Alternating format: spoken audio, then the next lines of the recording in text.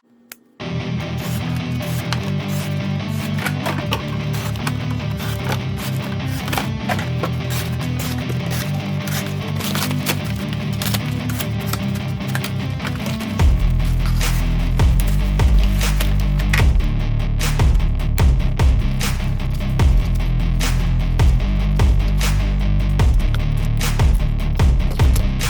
up, YouTubers? Today we're going to talk about the Orion Knives Cetus. Cetus is the whale constellation.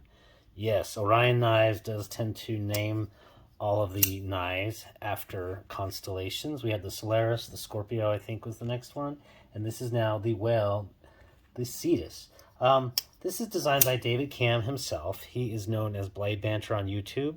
Has been a long-time reviewer and really goes into great detail, some of the technical specifications, that sort of stuff on knives. So really gives you very informed decisions. And he started Orion Knives with the Solaris, was his first model. I'll go ahead and bring that in.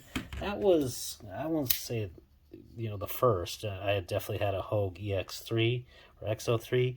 But this Orion Knives Solaris was one of the earlier button locks, certainly before they became super popular. So yeah, I will go ahead and link the review up in the corner of this knife. Really like it, especially the fact that it brought so much to the plunge lock game in terms of some of the pricing of it, really, and functionality and fidgetiness of it. So that was a really good thing. This knife has a nice hollow ground. Let's see if I'll show the hollow grind there. Yeah, that kind of shows the hollow grind there a little bit there. But it's a really nice hollow ground blade that is 3.75 inches, made of 14C 28N steel, and this knife weighed 4.2 ounces when I measured it without the second pocket clip, and it currently prices at about $55 on the Orion Knives website. So I'm going to go ahead and show a couple interesting things, kind of out. Well, you know what? let me first throw in some comparison knives, and I'm going to say these for interesting because I don't really this Wharncliffe blade. This is a Wharncliffe, and we're going to talk about that a little bit. It does kind of look a little bit like a hawkbill, because if you look at this huge swoop here and the swoop on the top of there, it literally looks like it is curving, but in fact, let me go ahead and grab this box. Yeah, this knife is very flat. Look at that against the box. Really no gaps there. So this is definitely a true Wharncliffe in that sense. And it's kind of an optical illusion. And it does behave kind of, in your hand swooping down like that, it does behave a little bit like a Wharncliffe. This is a Wharncliffe, a hawkbill, kind of like a general hawkbill, where it really grabs the material. And I kind of found that whether you're doing pull, just based on the handle in your hand, or push like that. So kind of an interesting little thing about that. In terms of some actual comparison knives, again, I don't have a whole lot to compare really big Wharncliffes to, but I will say the Spyderco Paramilitary 2, the Cutlery Shop exclusive, that Wharncliffe definitely, kind of has some of the functionality use. But that's, of course, the full flat grind. And then you have the Yojimbo 2, a little bit shorter blade, but it has a great hollow grind and the super fine tip. So imagine if you had these two just kind of married and their child was a little bit longer, you would have a hollow ground, 3.75 inch blade.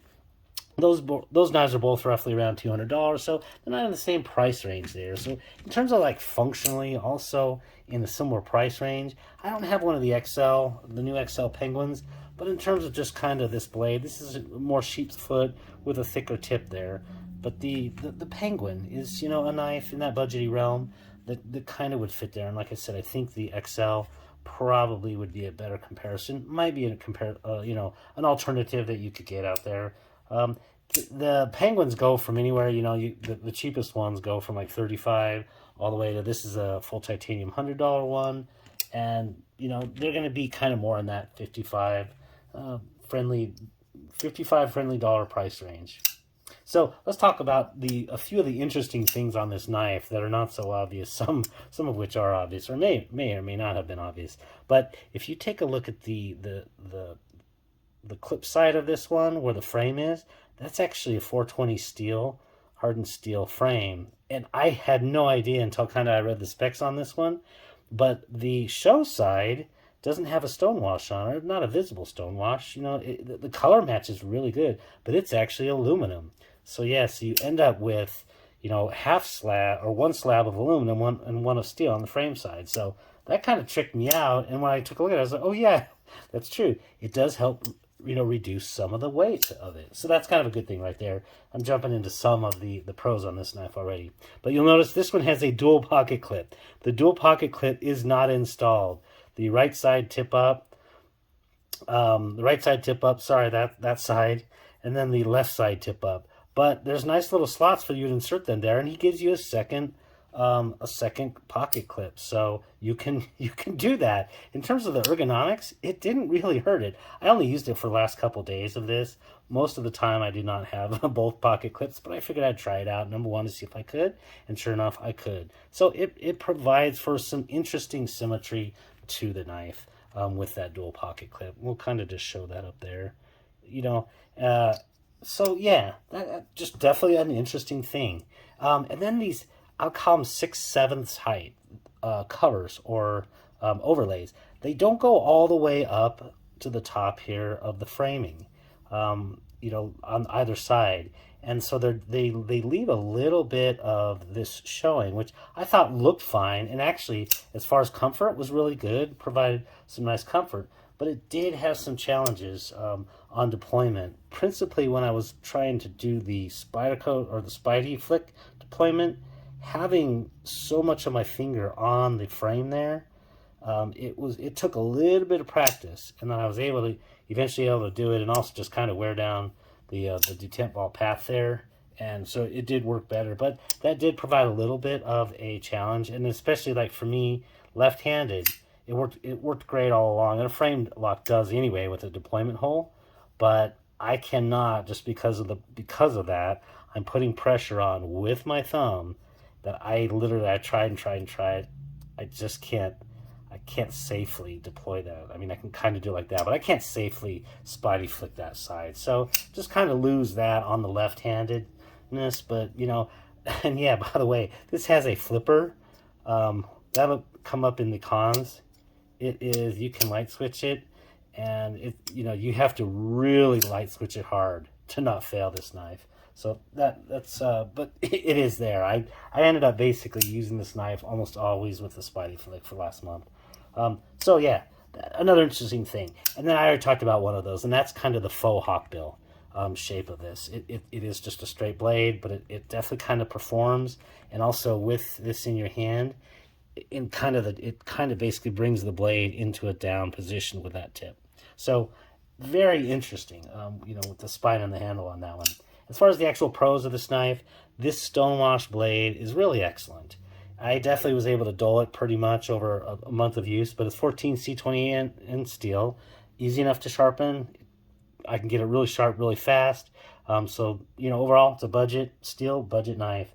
Not a problem. But the hollow grind in combination with that is when it was getting dull after use, it was so thin, you know, not laser thin. It's not like Jack Wolf Knives thin, but very thin that it was still fully functional, you know, cutting through stuff. So really appreciated that, all in combination.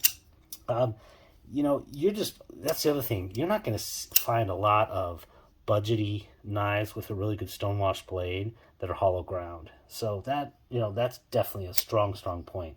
I think the awesome original design, and I will reference you to some of the interesting things that I already talked about, the aluminum show side framing, you know, the very stuff that really makes it an interesting design, and I appreciate that. It is very left-hand friendly. Like I said, with the flipper, I do have to give it a little bit of flip, but the thumb hole, though it's tight, works really good, and obviously you see it has the clip, so appreciate that. And the multiple deployment methods of this one. You know, right-handed, it's a little bit easier.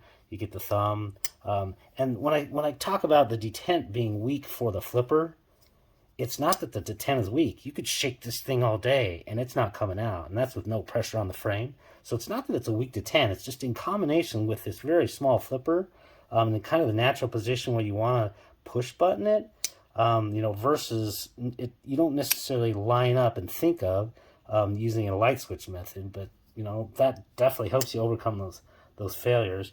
So a multiple deployment knife, isn't that what the modern world requires? Yeah, it sure does. In terms of the cons, we already talked about the flipper is definitely kind of the position of that is just weak and results in a lot of failure. So you just have to end up basically using a little bit of wrist there. Not a huge deal. The 6/7 covers really forced a little bit of creativity for deployment. And even when I was kind of practicing it left hand for the first time, because again, if you take a look at that, a good bit of my thumb is on the frame, pushing that down. But eventually you just learn to, see that one failed. You just basically learn how to go in at the right angle and doesn't become too much of a problem. So again, overcomeable. And then the thin, wimpy pocket clip. If you take a look at the pocket clips, this is the one that I use, the right side tip up. You have a nice bends in there. And part of it was because it's very, very thin. Did it work? Yeah, I kept stuff in my pocket. I wouldn't want to be doing handstands. But I caught this on like the corners of door jambs and car and stuff several times. And it bent quite easily. But again, very thin. It was easy enough just to bend it right back. And the fact that I have a second one is actually appreciated, because this might be one of those that it catches and is thin enough, just going to break possibly in time. Again, the fact that you get two kind of overcomes that weakness. Those are the principal pros and cons of this knife. Overall, what I would say is this is very creative, out-of-the-box design, very functional, really good. The hollow grind of this is probably the all-star of the knife. And that in combination with the tip and the faux hawkbill shape and just the way that it kind of grabs the material with the way it's in your hand, really, really good. And the fact that it's budget-minded. Not everybody has $300, $500, and yes, is this made in China? I'm sure it is. It's OEM to buy Dav gear. I guess he's no longer using QSP, or I don't know if this is a budget arm of QSP. Maybe he's not. But, it does provide something useful and different with, the knife guy or girl who really needs some of that budgetiness. Hope this was of use, if not interesting, and I appreciate the like and subscribe. Have a great day.